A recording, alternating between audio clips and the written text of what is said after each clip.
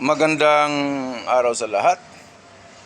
Narito muli ang Limbas Marangal Eagles Club of the Eastern Rizal Region 2 upang iparating sa inyo yung isang pangyayari na mirong kinalaman sa larangan ng batas. Okay, halimbawa ikaw hindi ka naman ng utang. Wala kang utang. Bigla kang siningil, bayaran mo to.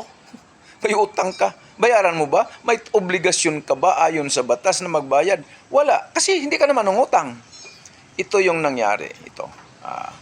Mga ilang araw na may series of messages hanggang nakausap ko na talaga mismo kahapon, 16 July 2025. Sa Messenger lang din. Pumunta siya sa GSIS, Government Service Insurance System, dahil gusto niyang makuha yung share niya sa kanyang insurance policy na mag-mature na. So nag-inquire siya. Siya empleyado ng Department of Education. Aba, mabuti hindi hinimatay. Nagulat. Sinabihan siya doon sa GSIS na mayroon ka pang hindi nabayaran na utang. Halagang 300,000 pesos. Ito'y dapat bayaran mo. Abay, nabigla. Hindi naman ako, ma'am. Hindi naman ako nangutang.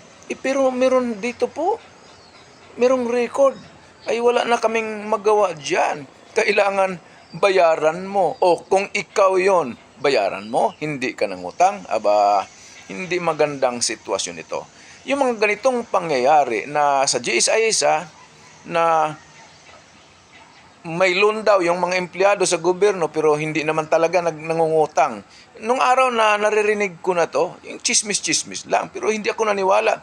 Pero ito for the first time na personal, na mismo nakausap ko itong empleyado ng gobyerno na talagang biktima siya ng ganitong sitwasyon na sa record sa GSIS may utang siya, samantalang hindi naman siya nangutang. Okay, ako naman may personal ding experience dito. Hindi sa ganong sitwasyon, magkaiba naman. Nangutang ako noon, nung ako'y taga-gobyerno pa lamang. Tagal ng panahon. Sobrang tagal na. Okay, aba, siyempre tinitingnan ko yung payslip. Siyempre babantayan mo yung utang na fully paid na. Aba, may overpayment. Naalala ko talaga mayroong overpayment. Kaya ang ginawa ko, pumunta ako sa accounting office, sinabi ko na, abay, itigil na itong deduction. Fully paid na. Bakit naniningil pa rin itong GSIS? So, tinigil. Mga kababayan, iyon yung personal kong experience. Bakit nyo ako sisingilin pa? Meron na akong overpayment. Pero yung pangyayari, walang utang, sinisingil. Pababayarin ng GSIS. Ngayon, wala na ako sa gobyerno, isang retirado na lamang na empleyado lamang ng gobyerno. Ngayon sa GSIS? Hindi.